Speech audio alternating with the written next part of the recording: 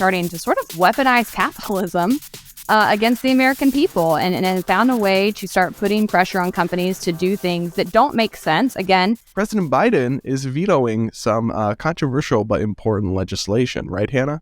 That's right. It has a lot of overlap with the whole corporation thing that we were just talking about. So let's move into a segment covering ESG, which we've actually, I don't think, covered on this podcast before. So we're going to kind of give you the lowdown.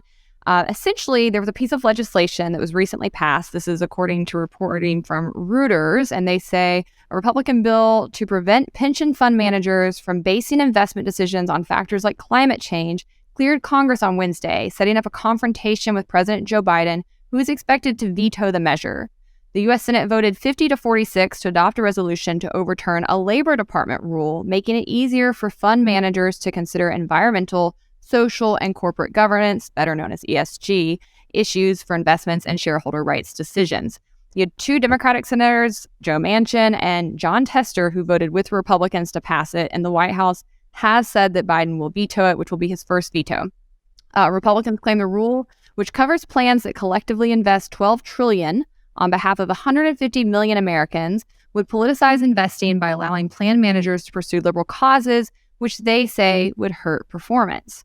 Republicans said the resolution would prevent fund managers from basing investment decisions on ESG factors primarily, but they acknowledged that it would not stop funds from considering ESG issues altogether. This just simply says that the primary criteria has to be the financial return on investment, said Republican Senator Mike Braun, who sponsored the bill. So let me put all that in layman's terms. Essentially, the bill that Republicans passed applies to pension funds, which are public retirement funds that taxpayers pay for. And what they're trying to say is that when portfolio managers are deciding how to invest in order to get a return for those pensions, they have to make the actual investment return the number one priority, which you would think would be obviously common sense. That would be the thing to want to do. But shockingly enough, that is increasingly not how many of these fund managers are making their decisions on where to invest funds. Instead of looking at what would get the biggest return on investment for people whose money they're managing, they're instead looking at what are known as ESG factors. And this has been a growing thing Republicans and Libertarians have started paying a little bit more attention to in recent years. ESG basically is a term that was first used in 2004. It comes from the United Nations Principles for Responsible Investment report that was titled Who Cares Wins? And it was a joint initiative of many financial institutions at the invitation of the UN. The emphasis on ESG is increasingly growing as major institutional investors are making it clear they expect companies they hold to commit strongly on ESG criteria. And so ESG is basically code for woke Marxism crap. I mean, if you start digging into what the policies of ESG are, they are the Trojan horse of the left's, top priorities that they cannot get past legislatively because they're just not all that popular and they don't make a lot of sense. And they're really counterintuitive to what businesses and goals should be, which is to make money and to deliver a product or service. But they're saying, it doesn't matter, Apple, how well you're providing a service that people love or the fact that you're selling lots of iPhones. This would probably be a good investment for our shareholders. Instead, we want to know, do you have racial equity training for your employees? We want to know how many people of color are on your board. We want to know how many women are on your board. We want to know what the pay discrepancy is between women who work for you versus men. We want to know what you're doing to combat climate change. These are the kinds of issues that they look at. And this is one reason you've seen like this huge thing in June during Pride Month. All these companies come out with rainbow flags, and then they have all these pink products to celebrate women for feminism. And they're doing all this like virtue signaling that I, as a consumer, I'm just like, I don't need that. I actually just want to buy a good product or service. I don't care what your politics are as a company. But they're increasingly starting to virtue signal in that way because they are trying not to signal to consumers even so much, but to investors that they are woke enough and towing the line on these progressive issues in order to get them to invest their money. And so this is a pretty big problem. I'm going to pause there and get your reaction because I think this has been somewhat under the radar, but when you really start digging into it, there's many obvious problems that present themselves. Yeah, ESG is a really interesting one. It's environmental and social governance, the idea as opposed to profit maximization, considering these other factors in tandem with profit maximization. So some of it's, like you said, really getting into the nitty gritty of, is this business progressive enough for their values and how they operate as a business? for us to invest in them, but also some of it's like categorical. For example, a traditional investment fund would say, what company is going to make us the best return, do we think? Oh, it might be coal companies. All right, we'll put our money there because our job is to help these people afford retirement, not to accomplish some social change. Whereas even an ESG directed fund would say, like, even if we think coal stocks are what will maximize returns, we're not going to do that. We're going to put them in something else because we don't believe in that. That's not good for the environment or something, which is a total perversion of the idea of like a fiduciary duty, right? Of owing to the people that you're representing a maximization of returns, because people's livelihoods are based on this. They're counting on you to be able to retire, and you want to put your own political views and priorities ahead of their financial interests. And that's part of the problem with this, because while I think it's dumb, I wouldn't have so much of a problem over ESG if it was just like a side option that people were choosing if they wanted. I want a woke investment fund. Okay, I guess you're dumb, but it's a free country. I have a real problem with it though, because a lot of times you don't get to choose your plan, right? You're put into a pension system or you're put into a retirement option, right? It's not something where there's robust free options all the time. And so for anyone to have that pushed on them from top down seems very wrong to me. I mean, so for example, Senator Mike Braun says, this just simply says the primary criterion has to be the financial return on investment for these public funds. That seems completely commonsensical to me.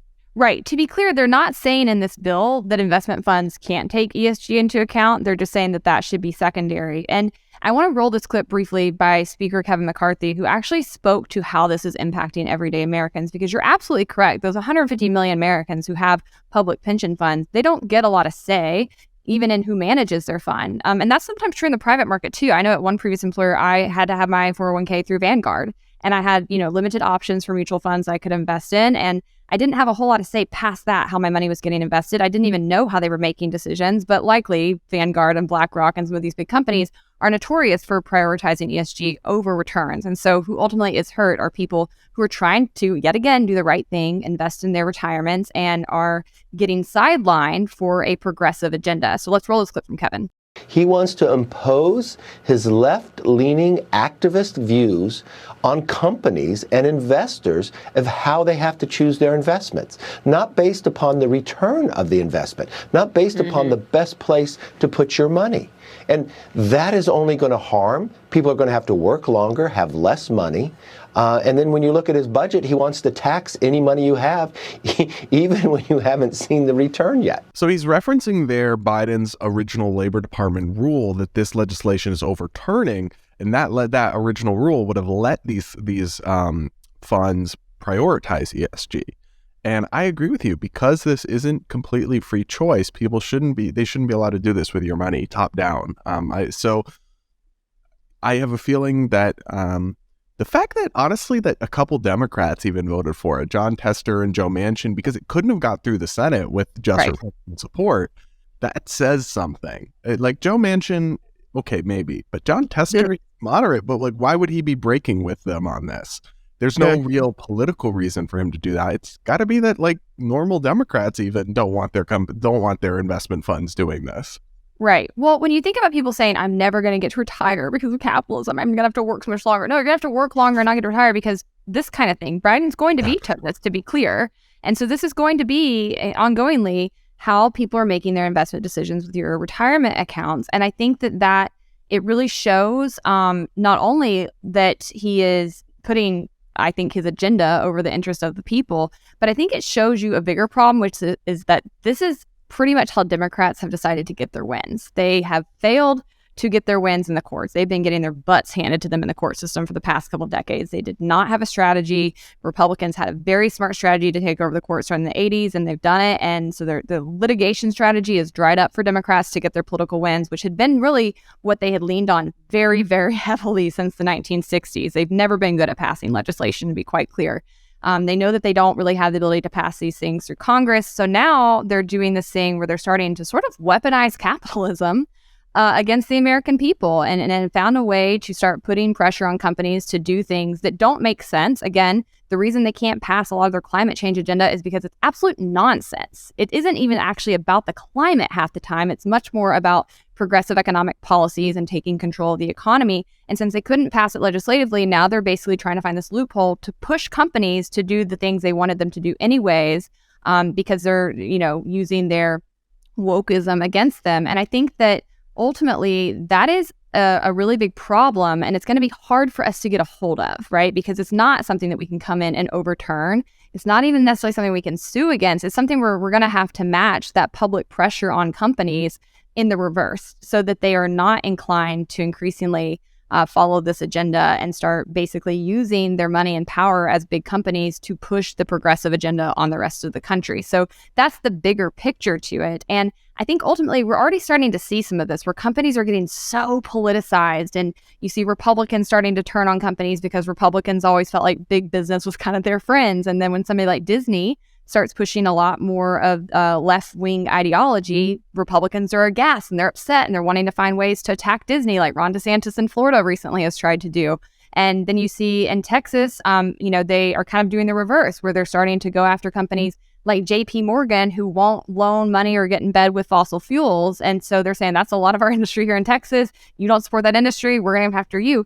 And you're going to have the culture wars basically seep into the economy and the businesses, and that's bad for all of us. I want to play this clip that is also by Vivek Ramaswamy, and I think he makes a really good point here. Asset managers should not use other people's money to pressure corporations to adopt one-sided political agendas. And that's what people miss is actually Apple's board. I'll just give you a very specific example because people miss this all the time. Apple's board did not want to adopt a racial equity audit until BlackRock and State Street used other people's money to force them to do it. So that's what I object to. But I want to go back to the point where, you know what, there's a deeper point at issue here. You know what, the private sector is where people come together, whether or not they're black or white or Democrat or Republican. That's actually what holds America together. And this conversation about a national divorce where, you know what, Gavin Newsom is saying he won't do business with Walgreens and Ron DeSantis effectively says similar things about Disney. This ought to be concerning to every American because capitalism used to be what bound us together across our ideological and identitarian differences. And if that itself becomes politicized, that is what marks the beginning of the end of the American experiment as we know it. That's actually what concerns me. So, yeah, I think he makes a great point there. Capitalism has the ability to unite people and cooperate with strangers. But when we start enforcing ideology and political litmus tests into market decisions instead of actual profit, loss, prices, these kinds of things, it undermines our ability to do that. So, I completely agree. I think the ESG movement is pretty toxic.